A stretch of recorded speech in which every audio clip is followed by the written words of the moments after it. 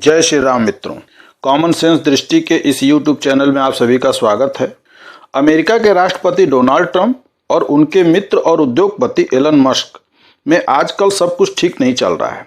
तो ट्रंप और मस्क यानी एलन मस्क दोनों ही एक दूसरे के विरुद्ध आजकल कुछ न कुछ बयान देते हुए दिखाई देते हैं।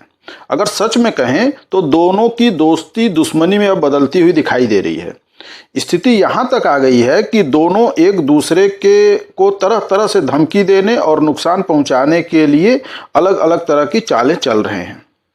आखिर इस सब के पीछे की कहानी क्या है, यह जानने के लिए अब हम इस विषय पर विस्तार से चर्चा करेंगे।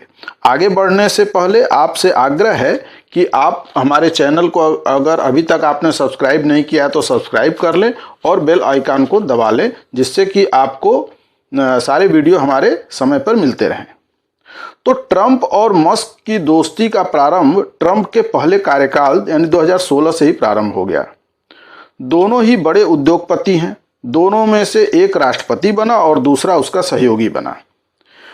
व्यापारी का नेता बनना अमेरिका में संभव है, परंतु अगर भारत में देखा जाए तो नेता और व्यापारी दोनों का नेता और व्यापारी दोनों एक साथ होना लगभग असंभव ही है।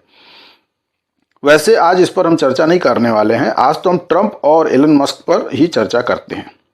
ट्रंप के पहले कार्यकाल यानी 2016 से 2020 तक मस्क को ट्रंप ने अपने साथ स्ट्रेटजिक एंड पॉलिसी फोरम में शामिल किया था, परंतु ट्रंप के मुंहफट स्वभाव ने और अपने को ही सही मानने के कारण एलन मस्क से अलग अलग मुद्दों पर उनसे हमेशा टकराव यानी प्रारंभ से ही होता रहा है। 2017 में विशेष ये टकराव देखने को मिला, जब दोनों में से जो पेरिस क्लाइमेट एग्रीमेंट पर मतभेद दोनों के बीच दिखा। ट्रंप इस एग्रीमेंट से अमेरिका को बाहर करना चाहते थे, परंतु मस्क ने ट्वीट किया कि climate change is real, leaving Paris is not good for America और द वर्ल्ड। फिर ट्रंप और एलन मस्क में छोटे मोटे मतभेद चलते रहे, कहीं समर्थन कहीं विरोध, और उनका संबंध एक सामान्य रूप से बना रहा। दोनों के संबंध में फिर टर्निंग पॉइंट तब आया जब 2021 के कैपिटल हिल दंगे के बाद जो है ट्रंप को ट्विटर हैंडल उनका परमानेंटली ट्विटर वालों ने बैन कर दिया। उसके बाद ट्रंप ने अपना एक अलग से सोशल मीडिया का प्लेटफॉर्म बना लिया, जिसको ट्रुथ सोशल नाम से जानते हैं। उधर ट्रंप ने अक्टूबर 2022 में ट्विटर को खरीद लिया और नवंबर 2022 में ट्रंप का ट्विटर अकाउंट फिर से बहाल कर दिया। यहाँ से ट्रंप और एलन मस्क दोनों में फिर से एक अलग सा संबंध यानी मधुर संबंध स्थापित हुआ। ट्रंप ने ट्विटर पर फिर भी आने से मना कर दिया, परंतु इसके कारण दोनों पुनः नज़दीक जरूर आ गए। अब यह नज़दीकी 2024 में हुए राष्ट्रपति के चुनाव में भी देखने को मिली और ट्रंप राष्ट्रपति बन गए। राष्ट्रपति बनने के बाद ट्रंप ने एलन मस्क को डोजे अर्थात डिपार्टमेंट ऑफ गवर्नमेंट एफिशिएंसी का प्रमुख बनाया, परंतु लड़ाई की शुरुआत तब हुई जब ट्रंप ने एक बिल जिसका नाम है वन बिग ब्यूटीफुल बिल, इस बिल को ट्रंप ने हाउस ऑफ रिप्रेजेंटेटिव से पास करा लिया और सीनेट से पास कराने की तैयारी में है। एलन मस्क ने इसका विरोध किया और डोजे से अपने को अलग करते हुए सरकार से बाहर आ गए। उनका कहना है कि यह बिल जिसमें जनता को टैक्स में बड़े पैमाने पर छूट देने की बात कही गई है, इससे सरकार पर दबाव बढ़ेगा और सरकार के विभागों का खर्च बढ़ जाएगा।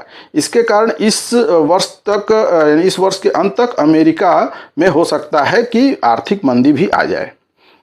तो एक तरफ तो डोजे के माध्यम से सरकार अपने विभाग के खर्चे कम करना चाहती है, परंतु उसके उलट वह यह बिल ला रही है। ये तर्क था एलन मस्क का। एलन मस्क ने इस बिल को सीनेट में पास कराने के लिए जो प्रयास चल रहा है उसका विरोध किया है और उसमें अड़ंगा लगाने का वो प्रयास कर रहे हैं। वहीं ट्रंप इस बात को ऐसे कहते हैं कि चूंकि एलन मस्क का जो ईवी का व्यापार है यानी जो इलेक्ट्रिकल व्हीकल्स का उनका व्यापार है, उसकी सब्सिडी रुक रही है या कम हो रही है, उसके कारण से वो नाराज हैं, इसलिए वे इस बिल का विरोध कर रहे हैं। तो संक्षेप में one big bill one big beautiful bill जो है और डोजे दोनों की अवधारणा में जो टकराव है, यही ट्रंप और एलन मस्क के टकराव का मुख्य कारण दिख रहा है।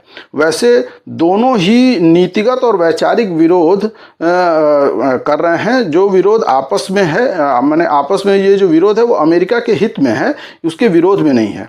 लेकिन यदि ऐसा ही कुछ भारत में हो जाता है तो भारत में आप देखेंगे कि यहाँ के नेता सरकार का या सरकार के मुखिया का विरोध करते समय ये मर्यादा भूल जाते हैं कि उनको विरोध का क्या रास्ता अपना, कई बार वो भारत का ही विरोध करना प्रारंभ कर देते हैं। शायद इसीलिए अमेरिका भारत से अधिक शक्तिशाली और प्रगतिशील कहा जाता है।